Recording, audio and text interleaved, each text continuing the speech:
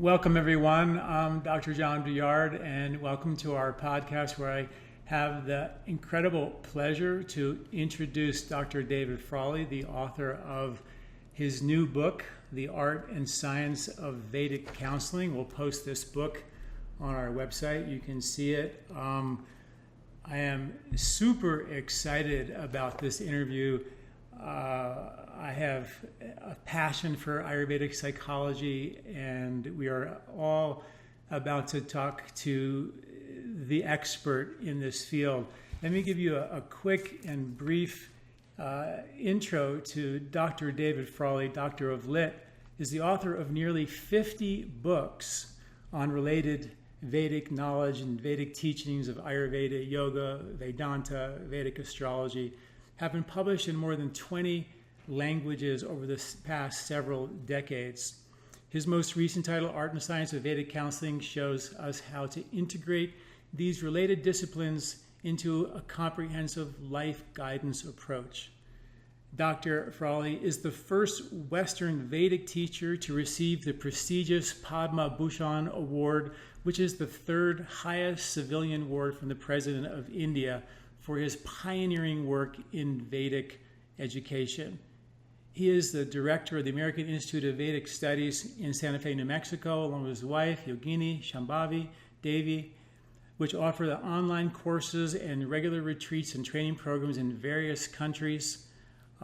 He sees Vedic knowledge as a vast resource to help us to connect to our deeper selves and universal consciousness that is the key to both healing us personally and for world peace. I've known Dr. David for many, many years, 20, pushing 30 years maybe, I'm not sure. And there is no more brilliant mind in the world of Ayurveda and Vedic sciences and Vedic studies than Dr. David Frawley. So if you don't know who he is, you need to. He's an amazing resource. He's written over 50 books on Ayurveda and Vedic science and Jyotish and just a wealth of information. So please welcome him. I am super excited to have this interview, and I just can't wait to talk about this topic of Vedic psychology. Vedic psychology is something that's maybe the most important piece of an interaction between a doctor and a patient, because at the end of the day, we all know that it's our crazy mind that takes our body out, and its patterns of behaviors and belief systems make us do the same dumb thing again and again and again in our lives, right? And how do we break those old patterns? You know, one study showed that 95% of the things we think and say and do are created in the first 5 or 6 years of life. And they're called unconscious behaviors, that we do most of the stuff we do is unconscious. And what Dr. Frawley is going to do for us today is, I think, going to teach us and show us how to become conscious. And that is what Veda is about.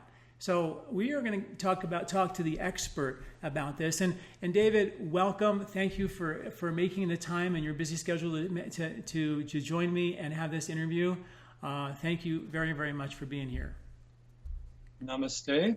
It's a great honor to be with you and to see you again after such a very long period of time. I'm also a great fan of your work in many areas and have been watching how it expands throughout the country and throughout the globe over the past few years. So I'm always very happy to be with you, and it is a very great day for me also. So I want to just dive right in because I just have so much to talk to you about, and I feel so honored to do this. Okay, so this idea that 95% of the things we think and say and do as an adult come from unconscious behaviors as a child. Can you talk to me about that from a Vedic perspective, and what are some of the strategies we can do as adults to unravel that? Yes. Well, there are a number of factors involved. First of all, most of what we do is, of course, upon karma.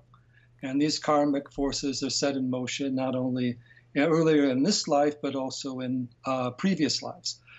Secondly, as embodied creatures, we have a great deal of biological, psychological and sociological imperatives going on within our lives, from the basic ground of food, survival, to social expansion and so forth.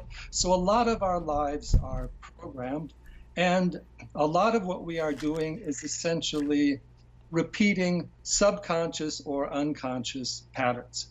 And actually what the Vedic thought teaches us is that what we call the mind is not a conscious intelligence, but a programmed entity, or you might say a subconscious reaction system.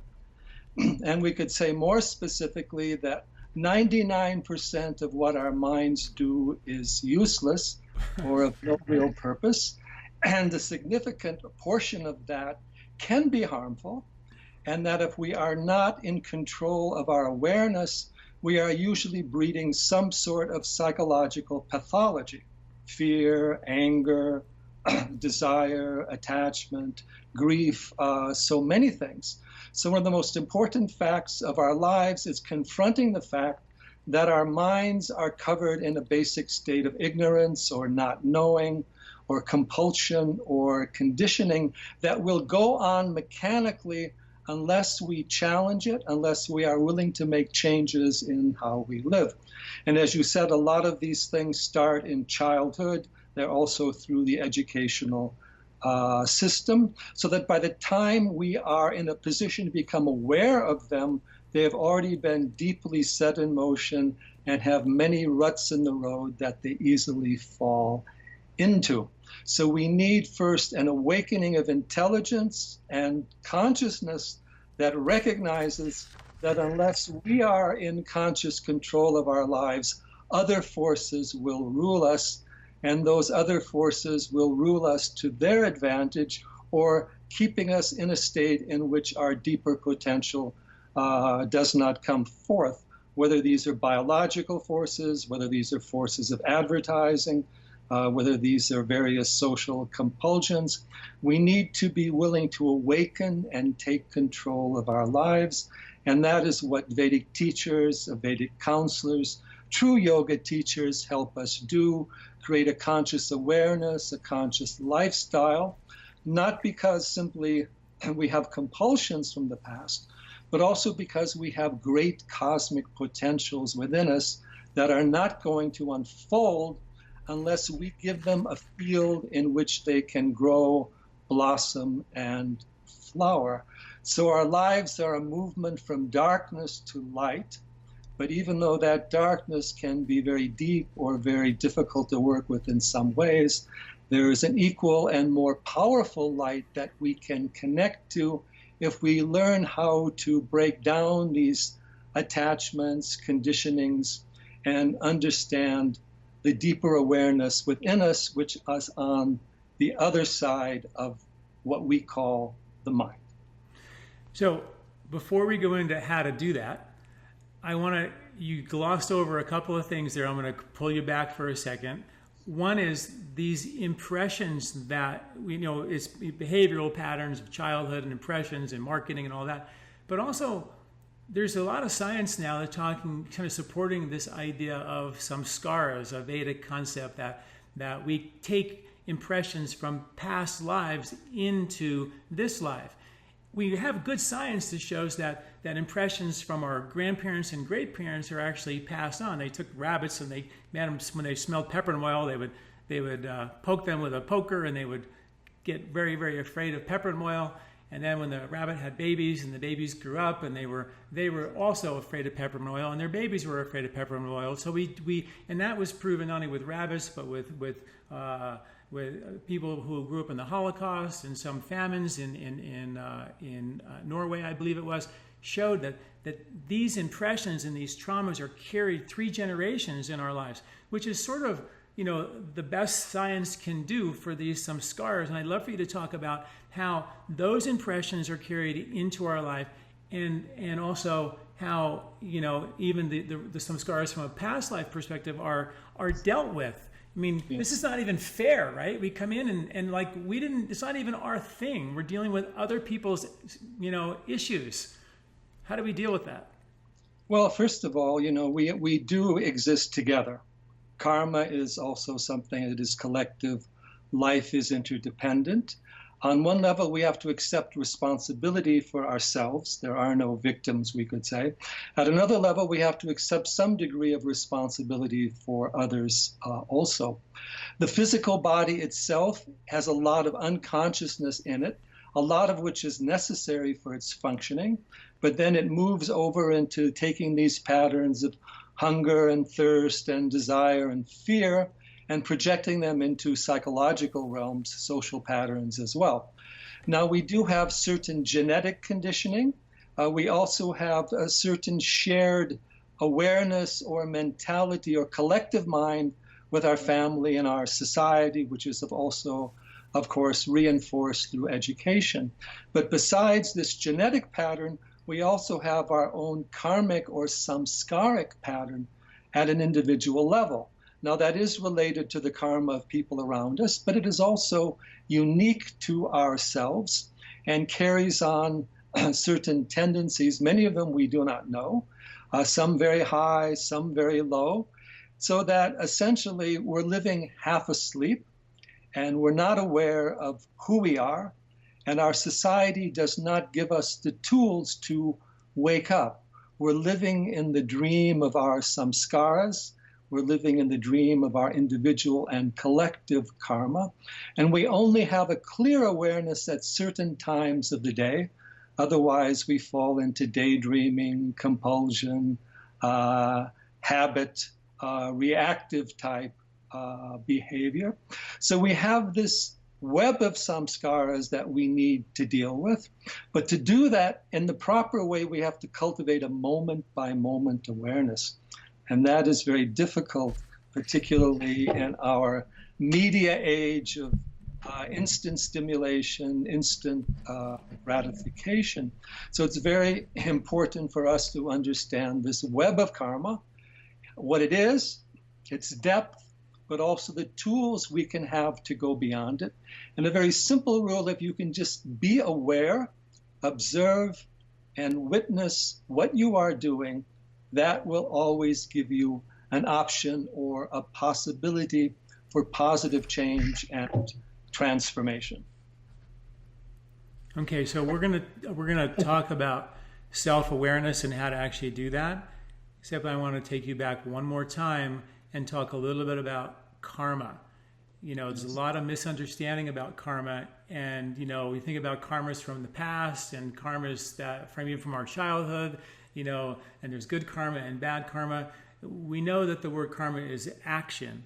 And I have this belief, and I'd love for you to tell me if this is accurate or not, that karma is action. It's an old saying that says to the extent that someone affects you or something affects you is to the extent that it is your karma, your opportunity for a transformational action step. So I look at it as there is no good or bad karma. There's opportunity for you to take action to free yourself from old patterns of unconscious behavior and be free. And a lot of people are just like, oh, if something bad happens, it's your karma. And like now we're like, that was like I did something bad, I didn't even know I did it, and now I'm paying another price for it. And I think what you said was so beautiful. There's these, for every action there's a reaction, and this karmic thing is real, but there's so much good and bad that happens that can you really titrate out bad karma versus good karma, or is it really just the opportunity for action? Well, basically, karma means that we are free to create our own destiny in life. Great. It's not a fact of compulsion, but there are certain laws that go along with it. We are free to create our own destiny in life, but we do so within the field of time. Not everything has an immediate effect. And this is where we get caught in the inertia of past karma or past life karma, because the ego of the present life is not the same as the ego of the previous life that set that karmic force in motion, but the soul is one. So we have to accept that our actions are occurring in time, and we have to look at the long-term consequences of our action, as well as accepting the fact that certain things that are happening to us because of forces we set in motion in the past. Secondly, we're free to act, but only in the field of natural law. You're free to put your hand into a fire or not, but you're not free to put your hand in a fire and not get burnt. And the problem is the effects of actions all don't manifest immediately either. You eat bad food over a long period of time, you take too many spices, all the pitta increasing, then your pitta goes off a few years down the road. You don't see the connection between the cause and effect. So we have to see the factor of natural law. Right. And I also mentioned earlier, there's the collective factor of karma, but we must assume karmic responsibility for our lives. And that means we accept the fact that we are creating our own destiny through our own action, and that we are working with other people. But I have a certain rule here: 2/3 of what we do, we are responsible for. Only 1/3 can we blame other people for, so that the burden of responsibility is always ours. And once we recognize then we have the freedom to change our lives and move them in a positive direction. Karmic understanding, karmic responsibility, karmic management, then we can learn to transcend karma through moment-by-moment awareness and through attuning ourselves with the benefic forces of life, which are the dominant forces throughout all of nature. So what you're saying is that there's this huge collective consciousness that is also part of our karma, and at the end of the day, it boils down to the actions that you take. I love in the Bhagavad Gita in verse 2, chapter 48, when Arjuna says to Krishna, Yogastha Kuru Kamani, which means first establish being and then perform action. And I really feel like we are in our culture with yoga, breathing, meditation being such a popular, maybe not quite as popular as it could be, but is very popular. It's all about establish being and become still. But very few people talk about the take action part. And the take action part is when you make a transformational change, where you become conscious and get rid of unconscious behaviors. And if you don't take action based on the science, nothing happens. So this is my very strong belief. And I'd love for you to help me. First, let me know if you think that's accurate. And then how do we take action based on that science? How do we perform action based on the being? Yes. Well, first of all, mainly we're caught up in reaction. Somebody pushes our buttons, we have our conditioning, we have our desires. We are reacting, we are not acting. Right. So when you're reacting, you're being pushed by some force from the outside to respond in a mechanical manner. And as soon as you react, as soon as you defend yourself, you've already lost. So we have to learn that reactivity doesn't help us. And of course, today we're taught socially, politically, in many ways to be reactive. But we have to, first of all, to act, we have to learn how to respond rather than to react. And you can only respond when you, first of all, observe and see what is going on. And to do that, you have to take a balanced or detached state of awareness where you look at what's actually happening apart from either your own or your society's vested interest, and try to understand the truth of things. So we need that stillness and observation within to truly act. And then that action becomes karma yoga. It's action that is done for the good of all, and action that's done to connect us to the greater consciousness and reality, or action that is an offering rather than a seeking of achievement. And in this process, we learn that action is occurring through universal forces, not through our personal ego. The more personal effort we make in life, usually the more problems we create. The more we think about things, usually the worse things get.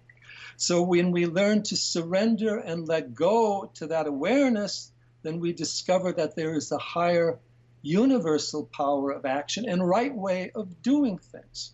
If you learn to work with your food and your plants and you see their qualities, you know what is a good quality plant to take. No one needs to tell you because you have the ability to observe and to feel. So what we need to do is take back our own direct experience of our lives, which means also to be able to experience our basic patterns of sleep, action, eating, drinking, relationship, going outdoors in nature. Today, people are not living their lives. They're caught in proxy, they're caught in entertainment, stimulation, little boxes, and so forth, so that action arises from the point of stillness, as you say. And being is the highest state of transformation. If we can touch that place of stillness within, then that will allow all the forces of transformation to come forth like the moving of a wheel around a central axis. So you hit the main point. We do our action from a state of yoga or balance, and then the action follows the universal flow rather than our personal will. And it has the ability to integrate and to heal rather than to try to dominate or control. So you said being is the most powerful form of action. Transformation. So are you saying that you could truly meditate your karma away without an actual action in this realm, laying down new neural pavement in your brain? You can do it just from that state of being? Well, first of all, being has no karma. Karma belongs to the body and the mind. And the mind and body are built up of karmic patterns. But deep within us, we have a core of awareness in the present, in the presence of being. So that is not limited by time. So when we can move into that, then we can create that clear space that sort of then allows that you could say karma is like a turbulent lake. When we get into that clear space, we allow that to drain or to flow away, or the stream to move on. So that inner stillness is beyond karma and can transform karma, but we can only move into it slowly and bit by bit at different levels. Asana is there to bring stillness, to heal the body, pranayama to balance the breath, to heal the prana, and so forth into the deeper senses and mind. Yoga is about that stillness or balance, which is not an artificial state. It is that inner state of connection, relaxation, and being open to the presence and the beauty of life.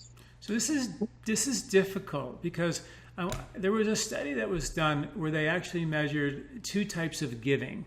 One was giving hedonistically, which meant that you gave and you hoped that they liked the gift that you gave them. It wasn't like some bad thing. It was like, I'm attached to the outcome that I make you happy. And the other one was called eudaimonically. Eudaimonically means that you give, but you have no concern about the outcome. I love you, honey, but it's no concern of yours, kind of a thing.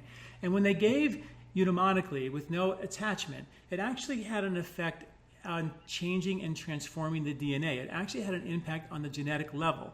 But when they gave hedonistically, even if it was just a little like, I hope you love it, it didn't penetrate to that level. So we're talking about real levels of refinement in terms of giving. I think we all know, listening to this, that giving is an oxytocin-based, longevity-based experience versus taking is a dopamine reward-based chemistry, which is part of the attachment you've talked about. But how do people get to the place where they can actually give? I mean, the sun shines light on the earth, doesn't really care because it shines light on the moon. Nothing happens on the moon. The sun doesn't care if you chop its trees down or kill its cattle or if the flower blossoms. Doesn't care at all. But we have a hard time not caring and being attached to the outcome. What are some strategies to unravel that, if that's what we should unravel? Well, I think, again, we have to go back to a place of self-understanding, understanding each other, and being present and aware and sharing the movement and the wonder of life. And we also have to be careful. Don't be too clever in the mind. Don't try to do too many things. And don't try to unravel too many things. Be willing to let things go. If there's a certain negative pattern inside of you, it's because you're holding on to it at some level. So the question is, why don't you let it go? See? And this is where the Vedic system is very practical, because, you know, we live on many levels and there's many layers of our being. So going back to the most basic biological level, being aware of our food, our beverages, our exercise, our patterns of waking and sleep and exercise, and make sure that we are connected to not the universe as a kind of outer thing, but as a presence of being within and around us. And then the magic of life will begin to unfold, and things will begin to teach us or speak to us, and our life will have more meaning. And then we realize it's that we don't own anything. We don't even own our own bodies. You know, we can't prevent them from undergoing their cycles of growth and maturity and decay and death. But we are all part of a common awareness and being that we can share.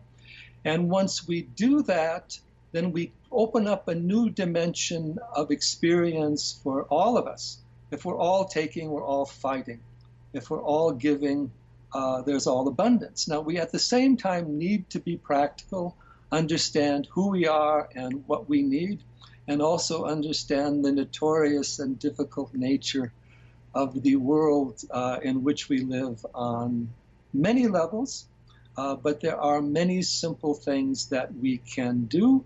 And then we start to build and grow this process of moment by moment awareness, right living, right relationship, right diet. There's so many ways it can be approached through Ayurveda and yoga and related healing systems.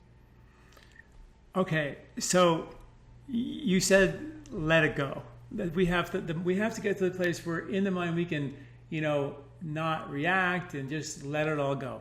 But and I get that. And I think consciously, I think a lot of us can go, yeah, I don't have to fight that battle. I don't have to fight that battle. I can just let it go. But there's a lot of new science that suggests that we're not the only ones making these decisions.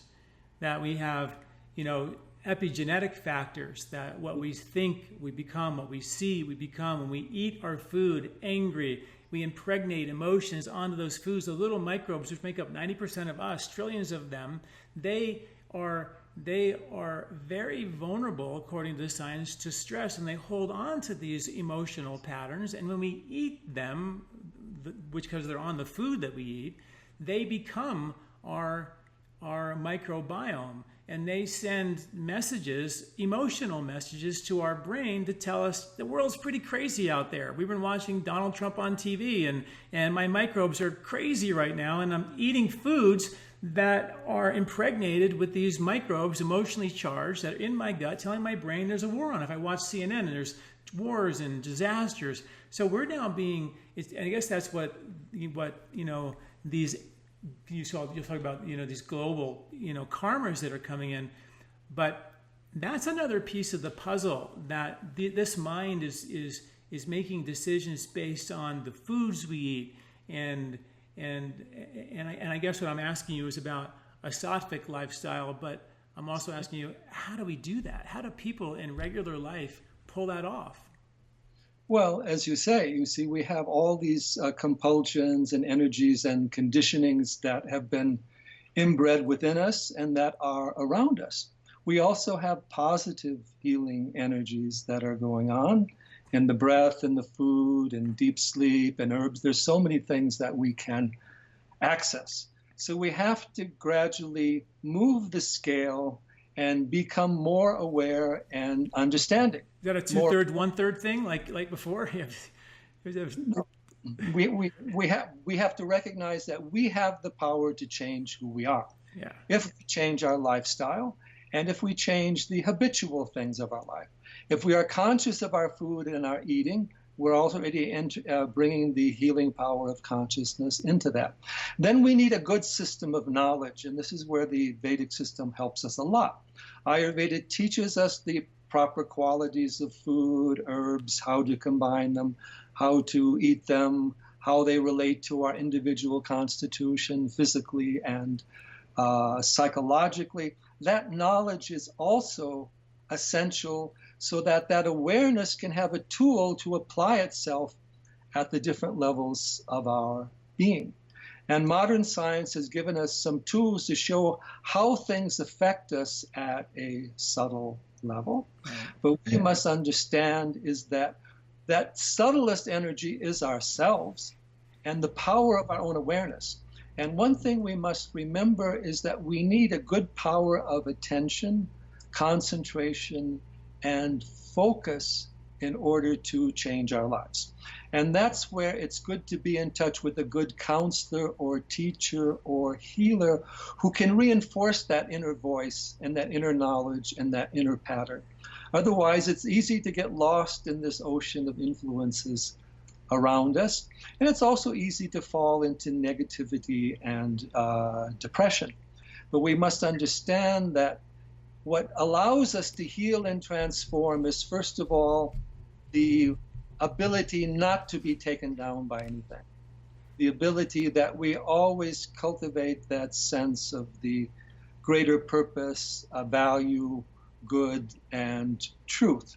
So the way of knowledge and connecting to the teachers helps us do that, but it is a very daunting thing for us today, and that's why we need to create alliances, friendship, family, and community, because the weight of social influence is always difficult to overcome, but it can be done, and now this knowledge is coming to us in a number of forms, through all the Vedic teachings, Buddhist teachings, so many ways, that can help us, and that if we dedicate ourselves to this type of lifestyle, not going to change overnight, but in a month, a year, several years, the magic can occur. So I want you to talk to me a little bit about what we're talking about is a Saatvik way of life, which is a giving, loving, oxytocin way of life. And that's difficult in this culture. And most of us as young children figure out that ice cream and toys and boyfriends and girlfriends are better, more stimulating, more what we call rajasic, right? And then after a lifetime of overstimulation, we check out and we retreat and we become more tamasic. So we have many of us that are living aspects of our life in a tamasic, sort of protective, retreated world. Most of us living in some form of stimulation, rajasic world. And the Vedic goal, which is is really cool, right? All the microbes thrive and multiply in a positive way in a Saatvik environment.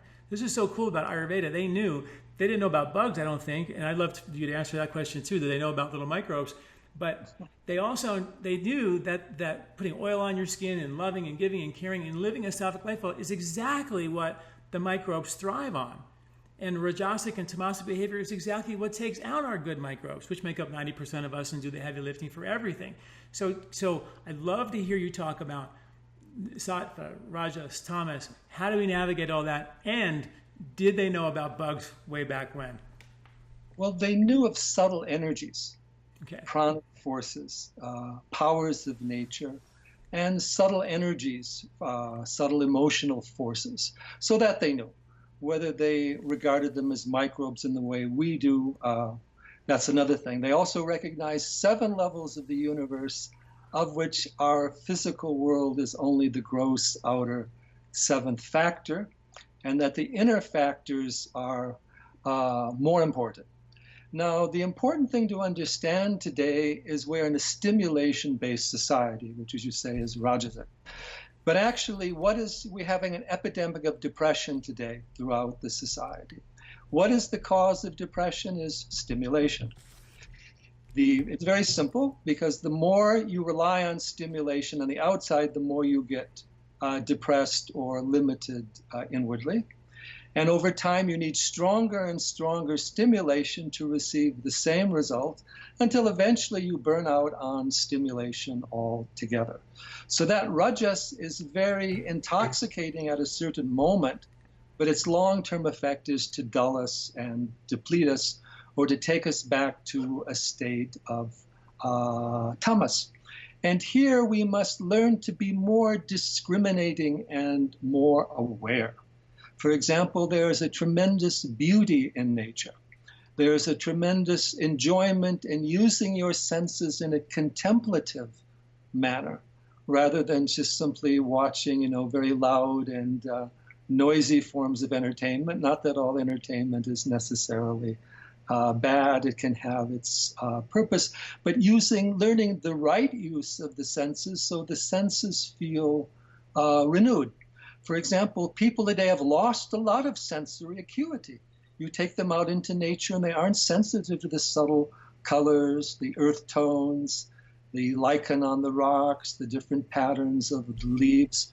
Because of that stimulation based, and we've done the same thing with our food, the same thing with our relationship, that organic, natural basis is lost.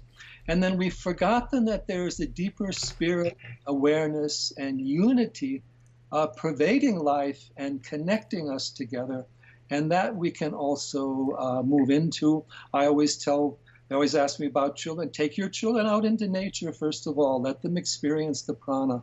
Let their energies go. The mind needs space in order to heal. So we need to learn to cultivate these principles of balance. For example, energy is created by space, not by reaction. Reaction, you lose your energy. When you create space and silence, your energy can gather and be transformed. So there are many laws of life, laws of nature, and then understanding the qualities of things, the natural whole food, fruit, vegetables. We all know their Saatvik and pranic qualities. And these principles then we can take on. And now we're caught in the drug-based medicine. And the drug-based medicine is also depleting, dulling, creating more tamas. It has a certain place, but it should not be the first recommendation, particularly at a behavioral level. It should be the last recommendation. So this principle of Saatvik and natural and aware living needs to be reestablished. And once we do that, we find that life itself is a healing process. We don't necessarily have to take the drug. We can go out into nature. We can work in the garden. We can do some chanting, mantra, meditation, nice dialogue, and discussion. There are these inner secrets of yogic and Vedic healing that are there for us, and that, again, fortunately, we are having access to today now throughout the world. So are you saying that someone who is really addicted to the stimulation of their senses, or really lost in a tamasic world, too old to change, retreated, depressed, are what you just said, is that the solution to take them? Because you talk about in your book going from tamasic behavior to rajasic to sattvic and always trying to go back in that direction. Are those, or are there other strategies for people who are lost in the tamasic box? How do we unlock that box and get them out on the road to... See, the mind is an addictive mechanism, essentially. And so we've set in motion certain addictive patterns. And once they've reached a certain density, they kind of crystallize tamasic, they almost become solid. They're very difficult to change. But there are ways of change, the application of Agni, or heat, or the principle of tapas, getting the digestive fire going properly again, so at least we're digesting the food properly. Then developing the acuity of the senses. There's always something you can do. There's always something someone can do.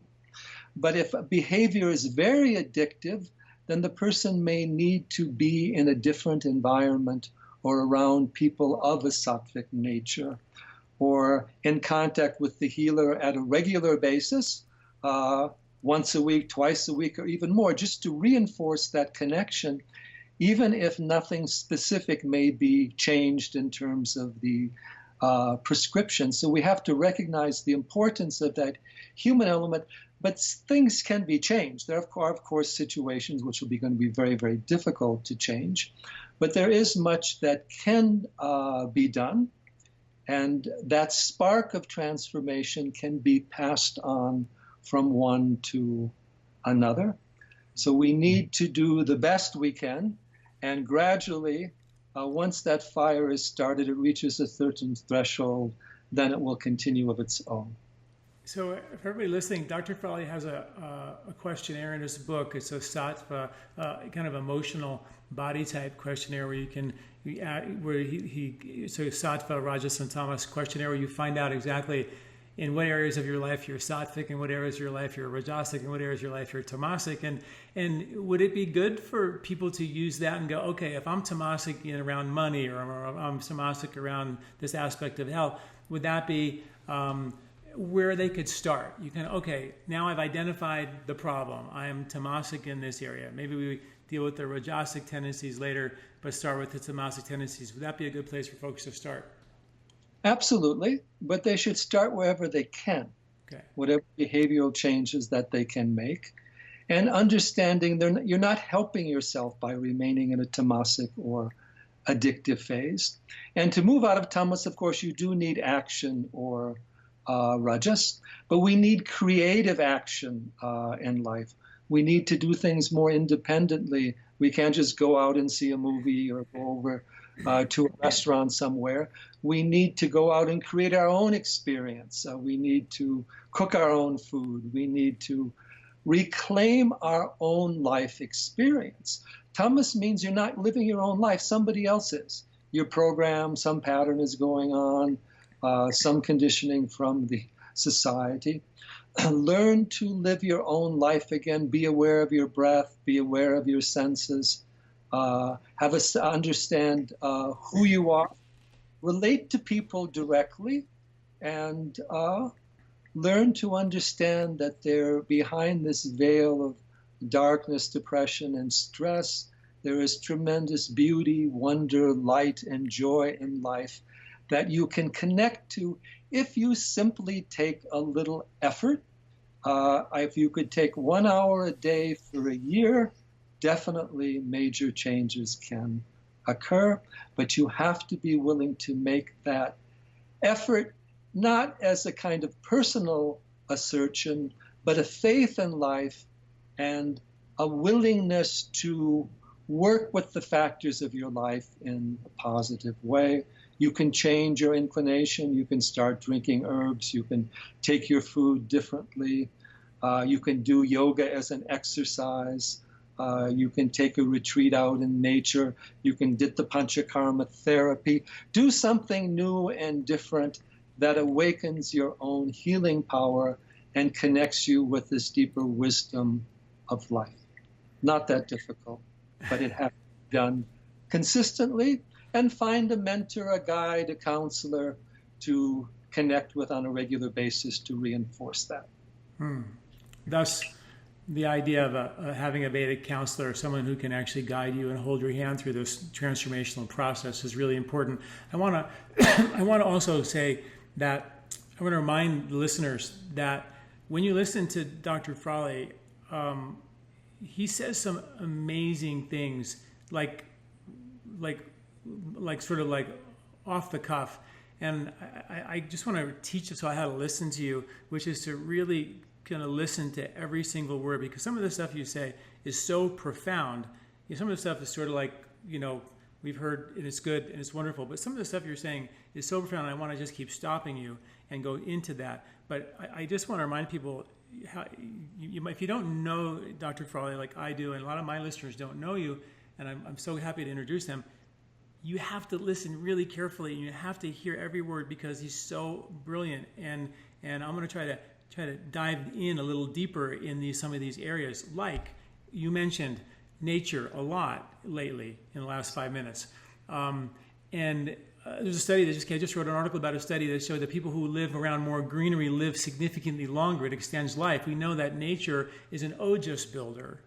Yes. So, and I would love for you to tell us all about ojas, because I think there's something to do with that. If you don't have any ojas, how can you make this transformational change in your life, right? So yes. I'd love to hear you talk about that. Okay. Well, ojas is the essence of our positive vitality. We have a certain amount of congenital ojas that we are born with.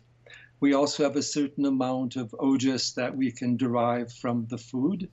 We also have some samskaric patterns that connect us to certain patterns of ojas.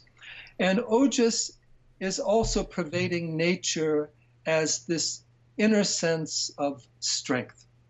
And it's intimately connected to the pranic force, the life force, and also to the tejas force, or to this, you might say, deeper inner fire energy. Now, we connect ojas with both physical and psychological immunity, and inner strength, but also patience, attention, self-consciousness, and willpower, and the ability to be in control of your life in a positive sense, in the sense that you don't just do what other people want you to do, you don't just follow the trend of the desire, you have your own inner being, stability, and purpose. Ojas is also a power of stillness, silence, balance, and collectiveness, where we integrate and hold together all the different aspects of our being. And ojas is based upon a certain faith or openness to transcendence. We are not just who we are limited to at this particular moment in time. We are swimming in an ocean of universal forces, and mainly we're pushing them away. But we can also let them come in. So in our connection, this greater unity with life, like the unity of nature, we gain a certain ojas. For example, if you're on a high mountain contemplating the distant horizon, there's a certain ojas that will enter into the mind. Similarly, as we face our obstacles in life and grow, we gain more strength and more ojas. We shouldn't run away from obstacles. We should recognize that life is an opportunity to grow and transform. And if the divine loves us, then we may get more greater difficulties, because it gives us an opportunity to grow. It's like a heavier weight that you need to lift that will give you greater strength. So we need to understand how we can hold and consolidate ojas, where we can get ojas from, and how we lose ojas. And we lose ojas a lot through doubt, through negativity, through excess activity, through overstimulation, and this inability or unwillingness to cultivate that silence, stability, patience, and even more important than physical immunity is the psychological immunity, meaning that we don't get taken in by every little stress, worry, anxiety, and change, that we recognize that we have an eternal being and purpose in life. There is a value and power to our existence. And if we are true to our nature, then life will unfold in a way that will bring maximum growth and transformation for us.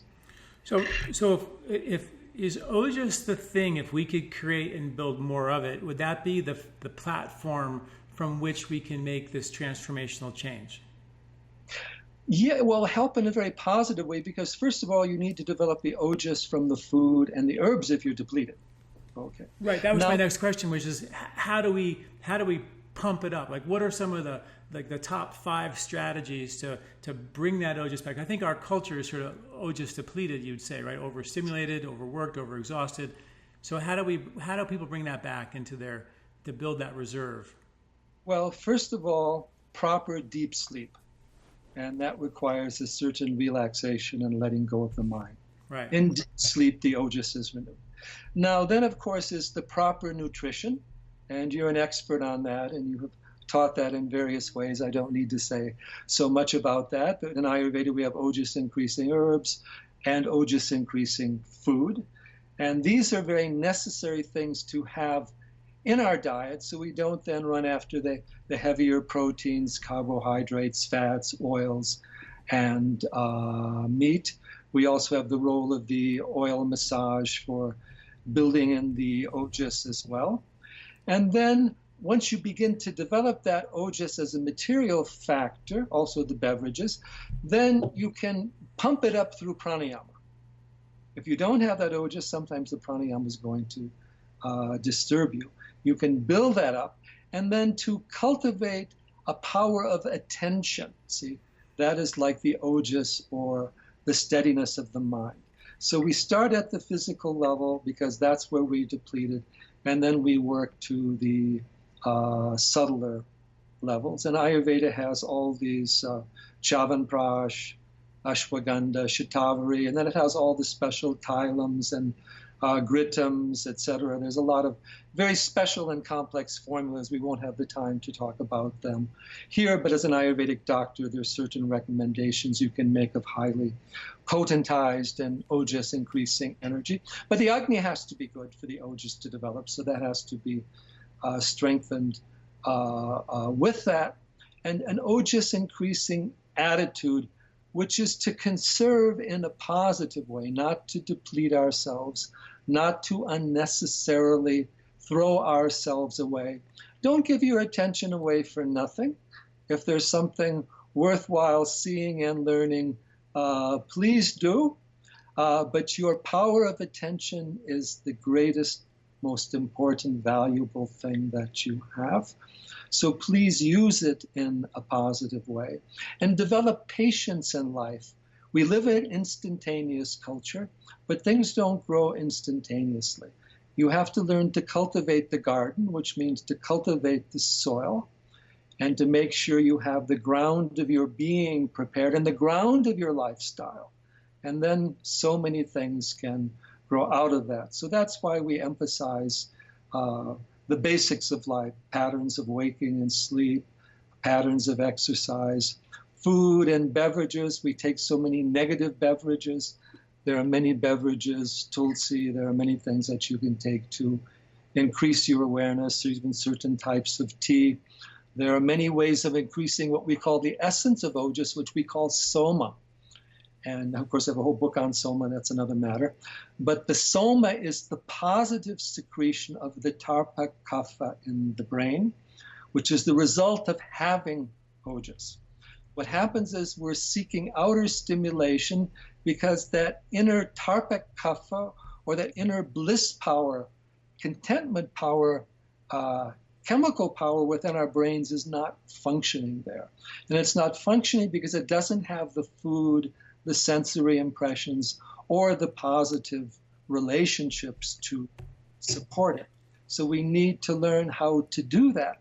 And through yoga and Ayurveda, through the proper diet, herbs, pranayama, mantra, meditation, we can control our own brain chemistry, and we can lift ourselves from the darkness of depression to a deeper flow of ananda. It takes time, like the growing of a tree. But it is something that we can definitely do. But we need the knowledge and the guidance and the tools and the resources to do for that. And that is what the Vedic knowledge and the Vedic teachers and any good healer can help you with. Okay, so I'm very rajasic right now because I am so stimulated by the things you're saying, and I have so much to talk about. And so there's some... You're probably very much aware of the research they found about 9 months ago at the University of Virginia. They found the brain limps, the lymphatics that drain the brain, about 3 pounds of toxic plaque from your brain every single year. In Ayurveda, they talked about the sagittal sinus limps in the brain thousands of years ago when they found these limps that they didn't even know existed until 9 months ago. They were exactly where Ayurveda predicted they would be. And they were predicted to actually drain aspects of the brain. And that area of the brain is an area where we protect emotionally, and there's a connection there between they now made the connection between not having good brain lymphatic drainage. You mentioned sleep for ojas, and most people can't sleep. If you can't sleep, your brain can't drain. If your brain can't drain, the brain gets filled up with this toxic plaque, which doesn't let the tarpaka kapha, which is an aspect of the brain, produce the ojas or the soma to provide the brain chemistry with that youthful or youthful endorphin-based bliss that allows us to make transformational change. So this is like this is what I write about a lot, is ancient wisdom and modern science. But I am so curious to know about your take on this new discovery of the brain limps and Yes. more detail about how these brain lymphs actually work from a Ayurvedic psychology perspective. Okay, there's several things here. First of all, the brain heals itself and cleanses itself in the state of deep sleep. My current study, I'm doing a whole book on the states of waking, dream, and deep sleep, particularly the state of deep sleep, because it's very, very essential. But in order to reach the state of deep sleep, you have to prepare properly. And what we do is we overstimulate the mind and the nervous system, particularly in the evening.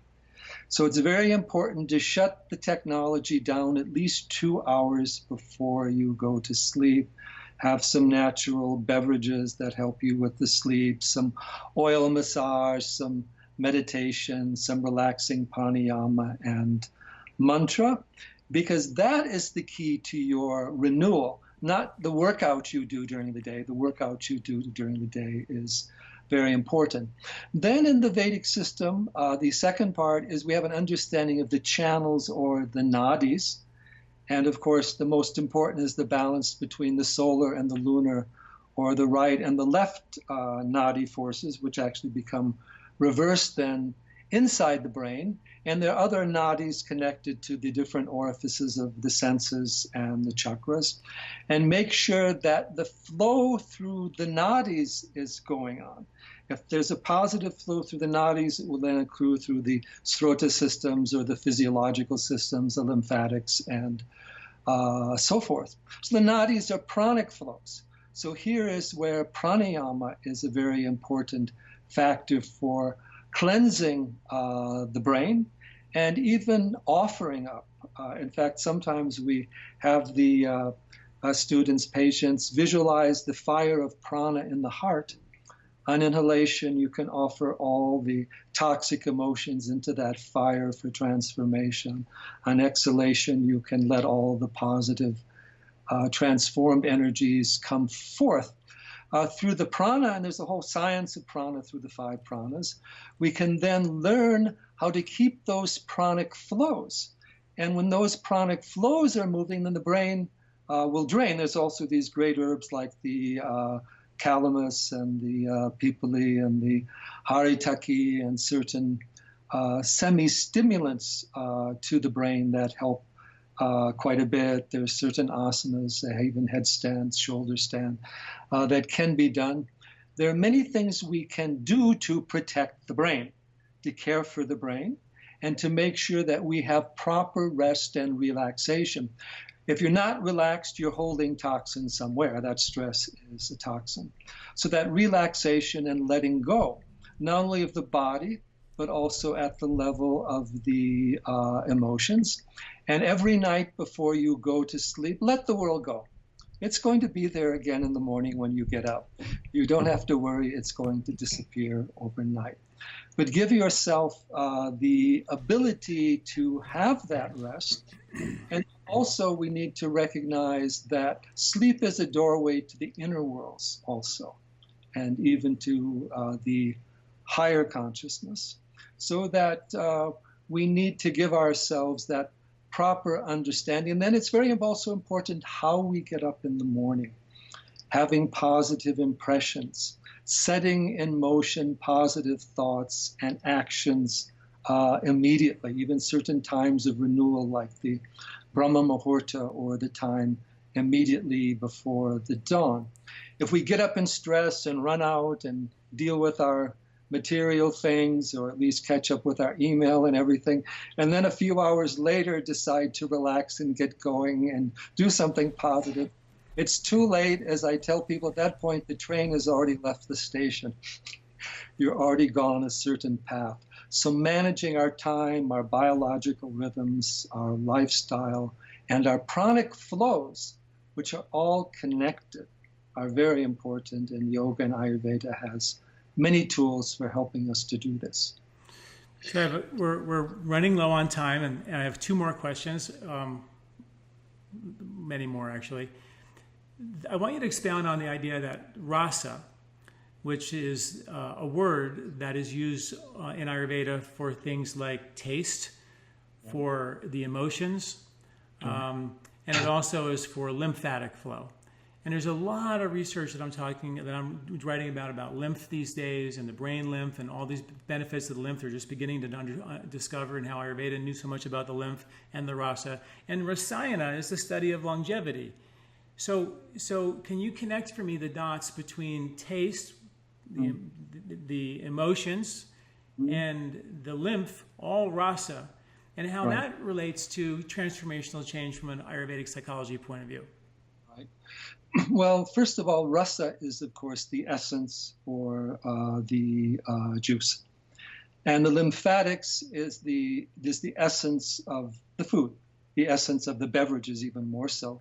And it's the nutritive pool that feeds all the tissues and all the dhatus and all the organs. It's very kapha in nature.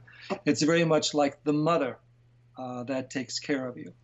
Now, taste with the rasa is a way in which we get a sense of the subtle essence of something as apart from its particular gross form. And these rasas then also have certain effects, stimulative, addictive, or even the 6 rasas in Ayurveda, the 6 tastes, and as you know, all the different things that they do to us and how they affect us. But the rasas are also affecting us emotionally and also stimulating the prana in various ways. That's why things like spices or aromatherapy have such an effect, because of the rasa involved. And essentially what we're doing, all of life is a formation of creating deeper and deeper rasas. Each dhatu, each tissue is a deeper level of a rasa or an essence coming out of it. Even the mind is the rasa or the essence of the body. And at the deeper level, we have a certain rasa or essence of our experience, which is generally either happiness or unhappiness or peace or disturbance. This is the ultimate rasa. So rasa is like an alchemical art of cultivating greater refinement and greater sensitivity and deeper discrimination. When you are more aware of the subtle taste of your food, not just the kind of the gross things, but also the subtle natural flavors, then that food will have a more transformative effect upon you. A lot of the rasas we are taking is through our beverages, beer, Coca-Cola. See the type of rasas that we are creating. Herbal beverages are a direct food for the brain. Taking a variety of herbal beverages is actually going to teach the brain a variety of ways of looking at things and help it understand life in various different ways, although there are different beverages that are better for other people or different types of people. And then learning to imbibe the essence. Let's take art. When the artist is painting a bowl of fruit on a table, he's not looking at a bowl of fruit on the table. He's seeing the essence of color and proportion, design. So too, we can aesthetically appreciate our lives and nature. There's a certain beauty of color, shape, form, and even at a deeper level, a certain beauty of emotion. And art, even tragedy, can have a tremendous beauty or pathos or rasa. And beyond this is the deepest rasa, which is being itself, which is the presence of the self-awareness behind everything, which is the space of awareness, the space of being. So when we move to that deeper level of rasa, then the self, the atma, the consciousness is the ultimate rasa.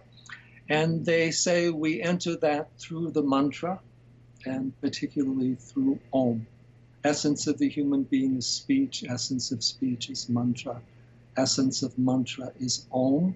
Essence of Om is that expansive, universal consciousness within and without us, around us, which is smaller than the smallest in the heart and greater than the greatest, pervading the entire universe, which holds eternity at every moment and infinity at every point in space. Cultivate that deeper essence. And what the Vedic knowledge does is gives us tools how to do that, starting with food, emotions, so many different things.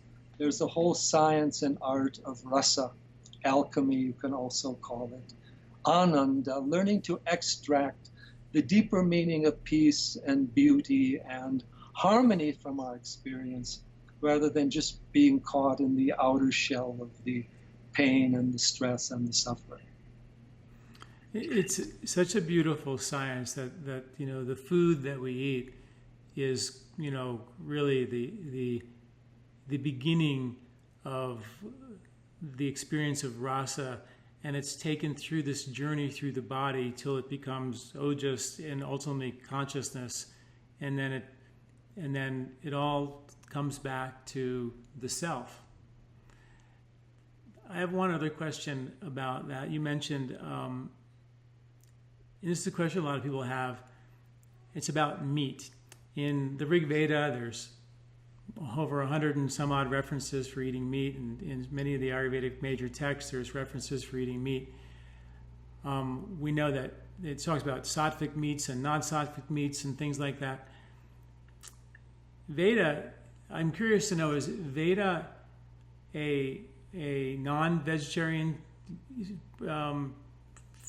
system, and is Hinduism the vegetarian system? Are we looking at religion versus universal truth here?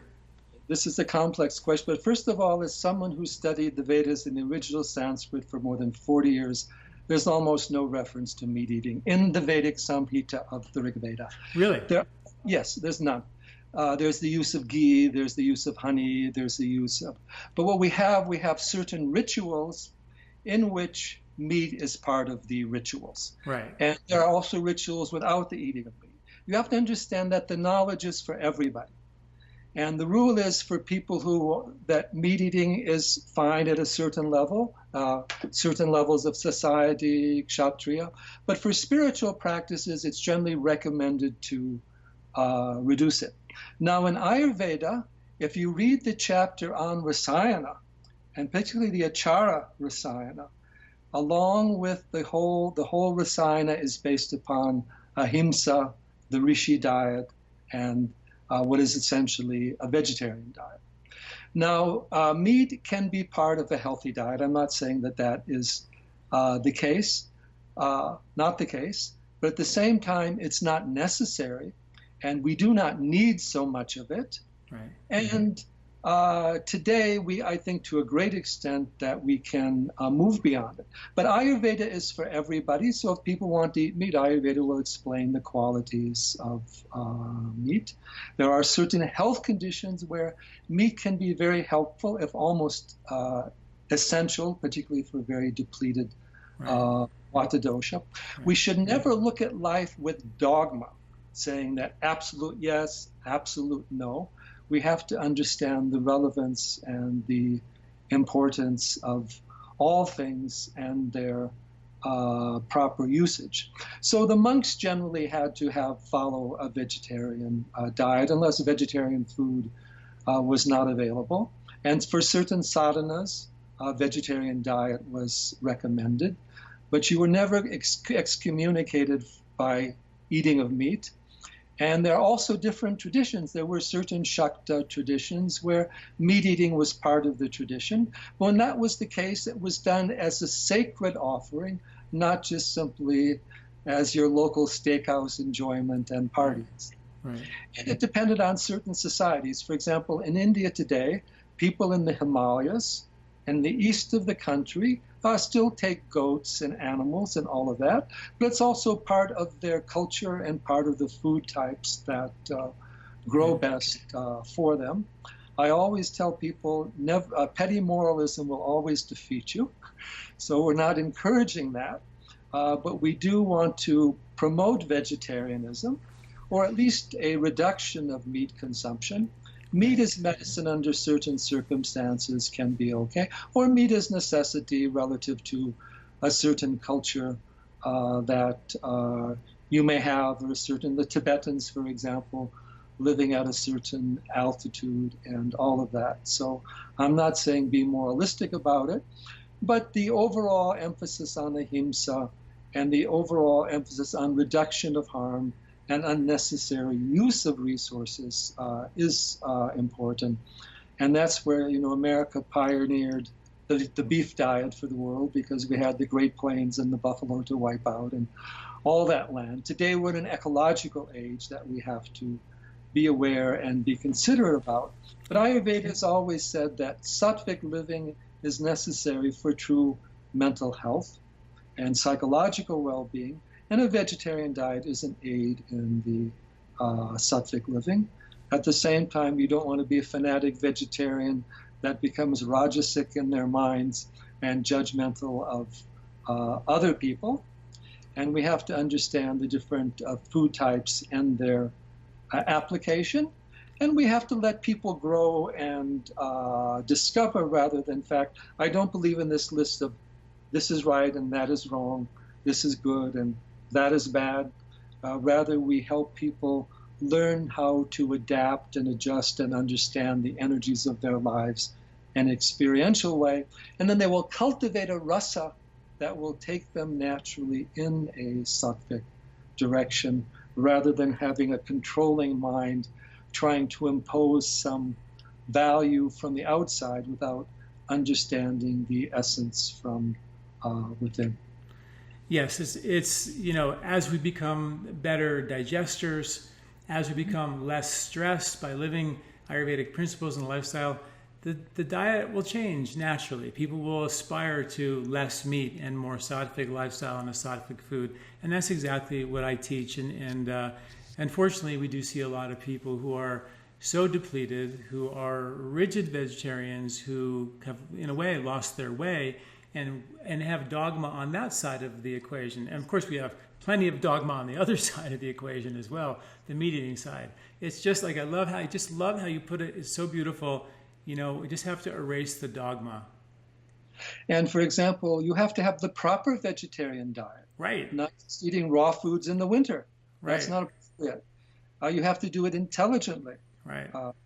And even if you're going to eat meat, it has to be done intelligently. You have to get the good quality food. It can't be just the canned stuff, the quickly made stuff, the restaurant food. But have a living relationship with your food, and your food will guide you. Wow. Well, thank you so much for that.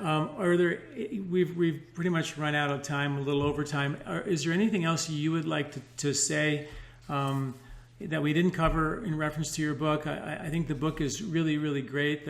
I hope people look at it. I think Ayurvedic Psychology, understanding how to transform your emotions, your unconscious behaviors, are critical. David, is there any last comments you'd like to mention about that?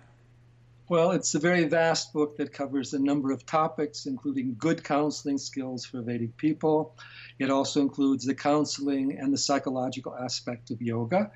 It also brings in the relevance of the Jyotish, or the Vedic astrology, and even a little bit of the Vastu.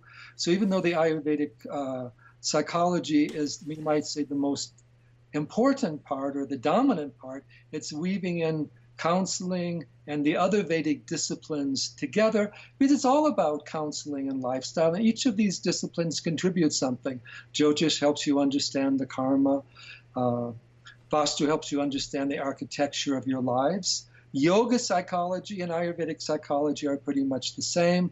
The klesha theory of yoga is extremely important for understanding psychology and dealing with it. Yamas and niyamas are principles of proper psychology and right living.